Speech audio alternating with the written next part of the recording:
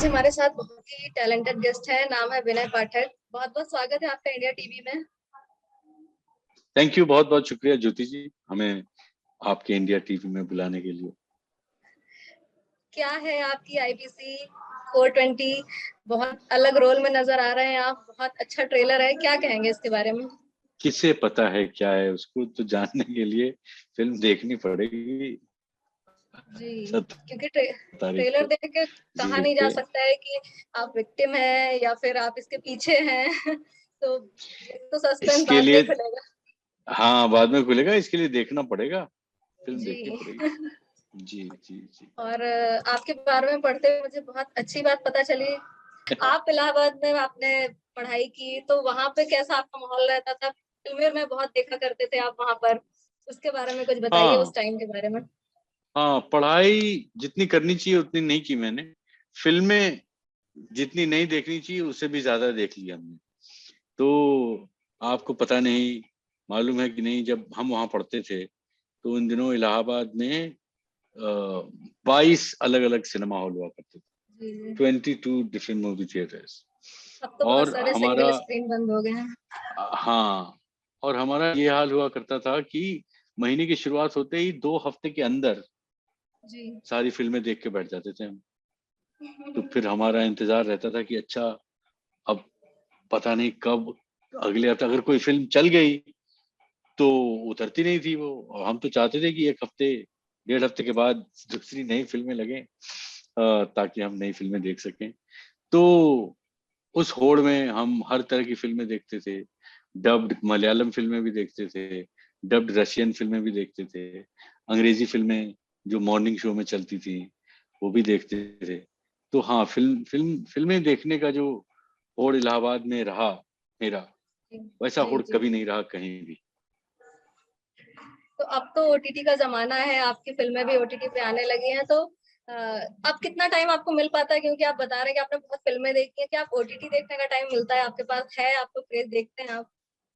जब वक्त मिलता है तो देखते हैं। हाँ हाँ, क्यों नहीं, ऐसा थोड़ी है कि मैं थोड़ी देश चला रहा हूँ भाई। मेरे पास काम करने के बाद 2-3 घंटे एक फिल्म देखने का तो मिल ही जाता है। अभी भी फिल्में देखता हूँ, मैं बहुत फिल्में देखता इस फिल्म में आपके साथ रणवीर शौर्य हैं, इनके साथ आप पहले भी फिल्में कर चुके हैं, गुल पनाग हैं।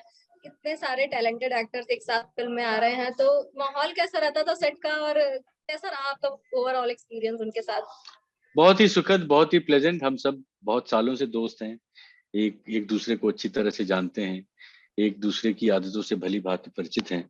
तो इस वजह से हमारे रोज काम करने के माहौल में जो एक गर्मी रहती थी, एक अपनापन रहता था।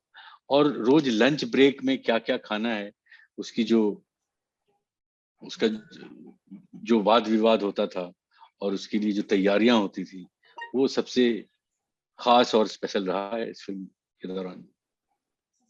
और मनीष गुप्ता ने इस फिल्म की कहानी लिखी है, इससे पहले वो कोर्ट रूम ड्रामा सेक्शन 370 में लिख चुके हैं। तो उनकी राइटिंग में आपको मतलब क्या खास लगता है, क्या अलग और क्या नयापन है? क्योंकि वो एक अलग ही मतलब, इस बार जो उन्होंने कोर्ट ड्रामा लाया था बहुत ही अलग और बहुत ही अच्छा था। इस बार भी जो लेकर आ रहे हैं, ट्रेलर से ही लग रहा है कि कुछ कमाल लेके आ रहे हैं। उनकी राइटिंग में आपको क्या खासियत लगती है? बहुत ही चुस्त दुरुस्त स्क्रीन प्ले लिखते हैं मनीष जी। और उनकी कहानियों में बहुत ज्यादा गड्ढे नहीं होते हैं। तो ये बात मुझे बड़ी अच्छी लगी थी जब मैंने पहली बार स्क्रिप्ट पढ़ी थी 420 आईपीसी की, कि मुझे लग रहा था कि कहीं तो एक, कई बार होता है कि इस तरह की फिल्मों के बनने के प्रयास में कुछ सिनेमैटिक लिबर्टी ले ली जाती है, या ये कहा जाता है कि अच्छा चलो, ऐसे फिल्मों में होता है, उसको उसको ढकने की जरूरत नहीं है, वो उतना कोई।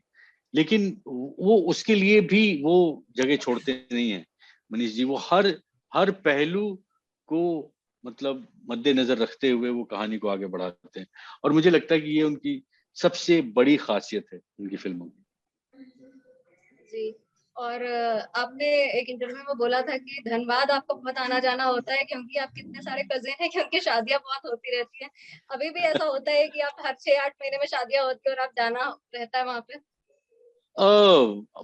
मतलब अब तो जैसा कि आप देख रही हैं, पिछले तो साल दस में। पंद्रह सालों में, बल्कि तादाद बढ़ी ही है लोगों की, तो जी। अब तो शायद जरूर होती होंगी शादियां, शायद मुझे ही नहीं पता है क्योंकि खानदान संकुचित तो हुआ नहीं है और विस्तृत होता गया है। तो कभी कभी मुझे पता चल जाता है कि हाँ भाई, अच्छा फलाने की अच्छा हो गई शादी, अच्छा ठीक है भाई, इतने लोग हैं तो किसी न किसी की शादी तो होगी। तो हाँ, धनबाद मेरा अभी भी आना जाना रहता है। जाना रहता मेरी है। माँ, हाँ हाँ बिल्कुल बिल्कुल। अच्छा, इस फिल्म में आप एक सीए के रोल में हैं जो बहुत ही मुश्किल से पढ़ाई करके सीए बनता है। आप अगर पढ़ाई की बात की जाए, आप पढ़ाई में कैसे थे? बहुत अच्छा था मैं पढ़ाई में, जो कि मुझे बहुत बाद में पता चला अच्छा। लेकिन जब पता चला कि मैं पढ़ाई में अच्छा हूँ, तब तक मेरा ध्यान ड्रामा की तरफ अ, जा चुका था। जी, जी। और तब तक मैंने ड्रामा स्कूल ज्वाइन कर लिया था। तो इसके बाद तो कुछ उम्मीद ही नहीं थी कि और कुछ बन भी सकूंगा मैं। हालांकि मैं बिजनेस स्कूल में था, मैं एमबीए कर रहा था, लेकिन वो सब एक एक छोड़ ड्रामे ने के आप छुड़वा दिया सब। जी जी जी, जी जी, जी, जी। सारा। न्यूयॉर्क की बात है ये, आप वहाँ पे आप जी पढ़ाई कर रहे थे। जी जी जी जी जी। और जो है ये जो फ़िल्म आ रही है, इसमें इसकी अगर पूछा जाए आपसे यूएसपी क्या है? क्या ख़ासियत है? मैं कहूंगा इसकी कहानी और इसके स्क्रिप्ट जो है वो बहुत ही क्या कहूंगा मैं, बहुत ही कशीदे से लिखा हुआ है और चुस्त है, सटीक है, और बहुत ढीलापन नहीं है इसकी स्क्रीन प्ले में। तो मुझे लगता है कि ये इस फिल्म का सबसे बड़ा यूएसपी है कि इसकी कहानी, पटकथा, संवाद जो है वो सटीक हैं, उपयुक्त हैं और टू द पॉइंट हैं, और कहानी को बहुत ही रोचकता से आगे बढ़ाते हैं। ऐसा हर फिल्मों के साथ नहीं कहा जा सकता, और मुझे लगता है कि इस वजह से इस फिल्म की रोचकता और विशेषता जो है वो बढ़ जाती है। अच्छा, ओटीटी को किस तरह से देखते हैं आप? क्योंकि ओटीटी है, इसकी वजह से कहीं न कहीं उन एक्टर्स को चांस मिल रहा है जो, या उनको अच्छे काम करने का मौका मिल रहा है जो बॉलीवुड में कहीं न कहीं नेपोटिज़्म है या फिर मसाला फ़िल्में हैं, जो नहीं मिल पा रहा था, वो अब ओटीटी में, वो बोलते हैं ना, अंदर जो एक्टर्स की ललक होती है अंदर, काम करने की वो चाहत होती है, वो उनको ओटीटी के ज़रिए पूरा करने को मौका मिल रहा है। क्या आप इस बात से एग्री करते हैं? एग्री डिसएग्री का नहीं, लेकिन ओटीटी को मैं बहुत अच्छी नजरों से देखता हूँ, क्योंकि जी। अभी जब लॉकडाउन हुआ था तो आपने देखा ही था कि लोग अपने अपने घरों में कैद से हो गए थे, और इस ओटीटी की वजह से ही फिल्में देखते हुए और सीरीज देखते हुए हम सबका दिन गुजरा है। अब आप सोचिए, जरा अनुमान लगाइए कि ये ओटीटी अगर ना होता तो क्या होता इस दुनिया में, कितने लोग उम्मीद छोड़ के जा चुके होते। तो मुझे लगता है कि ओटीटी का होना बहुत ही अच्छी बात है।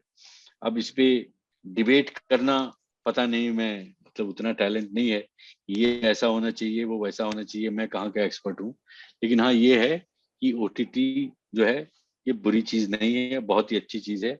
बहुत लोगों के लिए ये एम्प्लॉयमेंट का भी जरिया है और एंटरटेनमेंट का भी जरिया है। तो it's win win, two thumbs up for me. Thank you Vinay ji, हमसे बात करने के लिए बहुत-बहुत धन्यवाद बहुत आपका। बहुत बहुत बहुत शुक्रिया ज्योति जी आपका।